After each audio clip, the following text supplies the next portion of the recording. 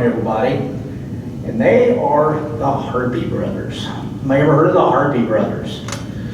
They were such a big deal that even Daniel Webster would talk about them as, you know, what's going to happen when they have to make a deal with the devil, because there's no way they're going to get anywhere but hell.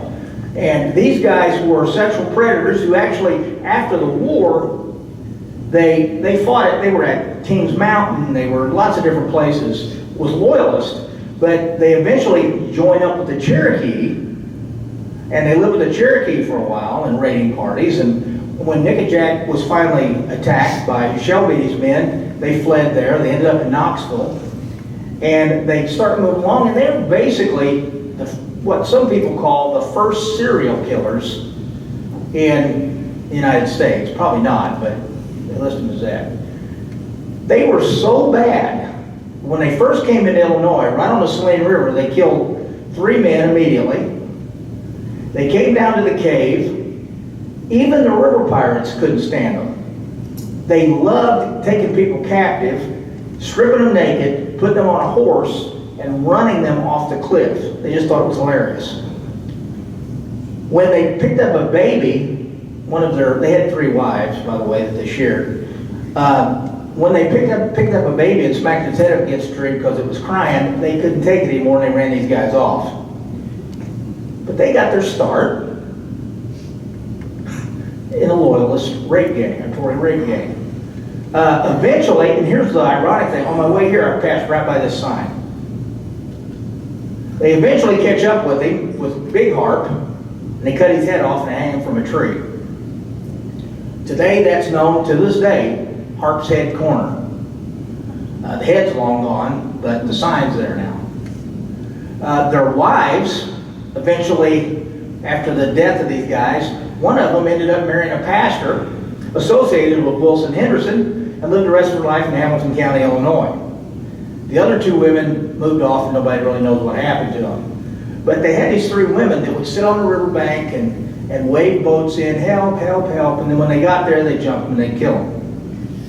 Little Harp and Peter Alston eventually joined up with Samuel Mason, got a little greedy, and they killed Samuel Mason, cut his head off, and turned it in for the bounty. When they realized who they were, they arrested them and hung them. So that was kind of what happened to them. Don't get a little too greedy. If you've ever seen Davy Crockett and the River Pirates, the all-American hero, Davy Crockett, eventually fights these guys. And they enter into the cave, and it's a big battle between Samuel Mason and the Harpy Brothers, the orneriest guys on the river. Now, it's filmed in 1957, and this is just a little extra that I'm going to throw in here that I've always thought was kind of ironic, and I laugh about it at school, and the kids have no idea what I'm talking about. Maybe you guys will laugh with me. I just think this is funny. 1957, height of the Cold War. That great American heroes are walking into the cave with sticks. They're getting ready to fight these evil, horrible villains. And out of the corner, and I had to took this off the screen, out of the corner carrying a hammer and a sickle.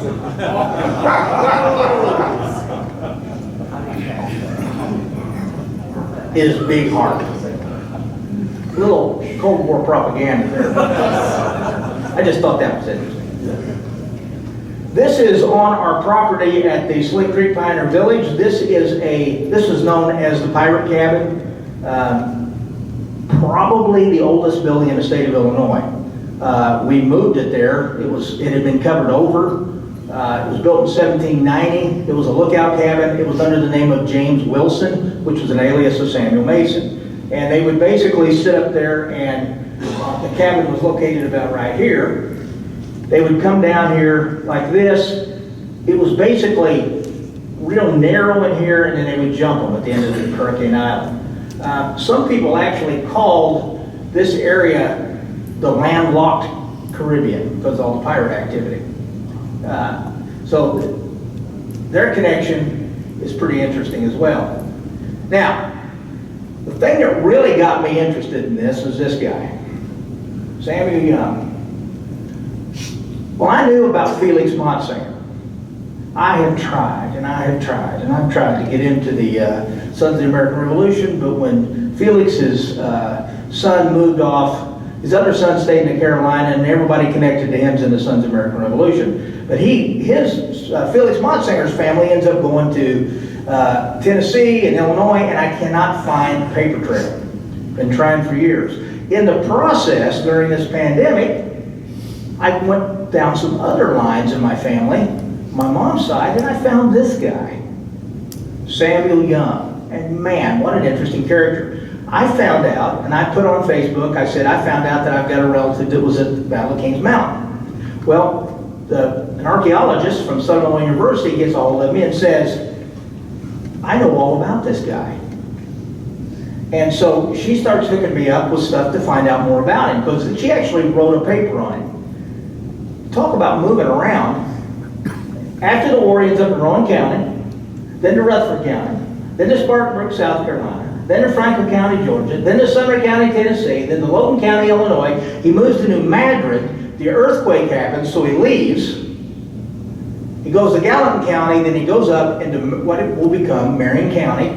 And he is the very first settler in Marion County. Very first one, and he's buried right here. He was quite a character. Now, an archaeological dig was done in 1979 by the Illinois Department of Transportation at what was known as Young's Tavern, which was on the St. Louis to Vincennes Trace. And this is about as far north as the southern Illinois gets. From here up is northern Illinois in my book.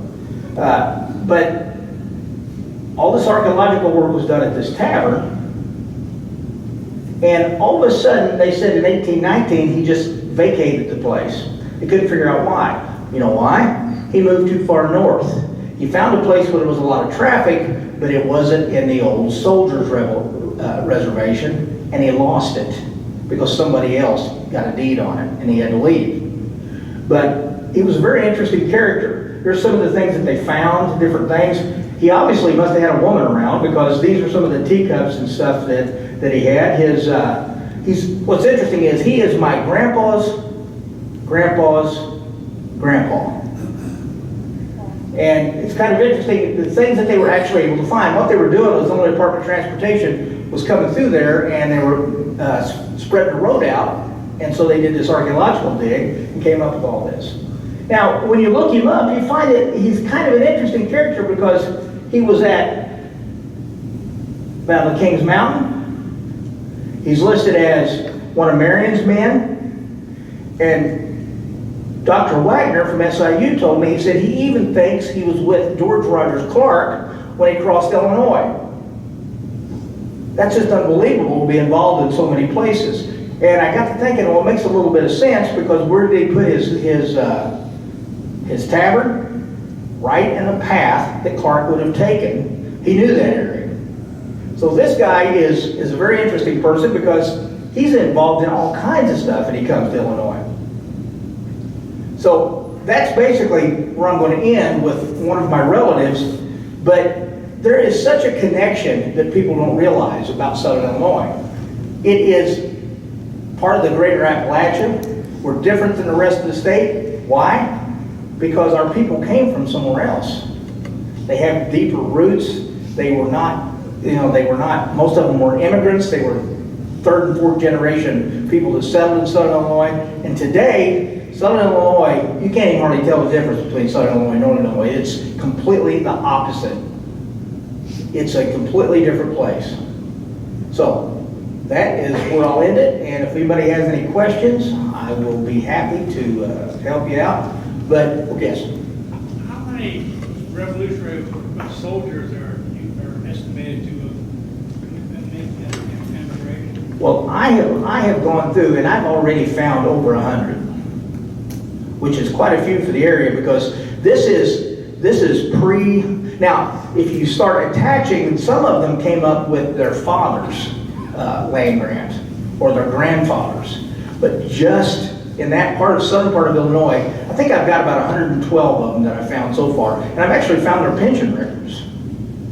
So, that's a pretty good sizable amount when you consider there were not very many people in Southern Illinois at the time. Not very many people at all, and really the population didn't start growing until about after the War of 1812, because Illinois becomes a state in 1818, and you have to have a certain population to become a state. And after the War of 1812, the Indian problem broke with, and all these guys just started flooding in. And a lot of these guys, you'll look at them, they're coming there in their 60s and 70s, and they're settling there, and basically their kids end up taking over. So there's all kinds of people who have connections to their father and their grandfather. So, but over 100 that I know of that are just direct patriots.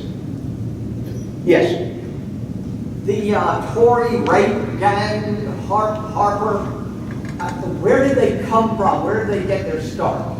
Okay, it says that they came, nobody really knows for sure, but they did show up. There is a Captain White who actually says that he saw them at Kings Mountain. It's also believed that they were probably from somewhere along the North Carolina, South Carolina border is where they came from. They kind of just all of a sudden kind of popped up.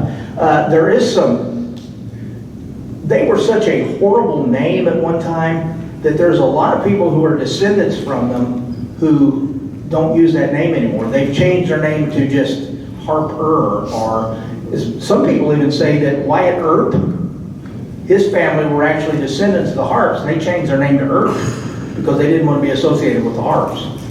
They came from Virginia. Virginia? Originally, they were born in Virginia and caused too much problems up there with their families, so they're forced to come down to the Carolinas. And then they mostly stayed up in the upcountry region and were having way too much fun. And you are correct. They are the first real serial killers here in the colonial period that is recorded. Big arguments. I would almost call the guy that he was talking about as one of the serial killers too. I guess all's fair in love and war. Huh? Any other questions? Let's go with hoorah!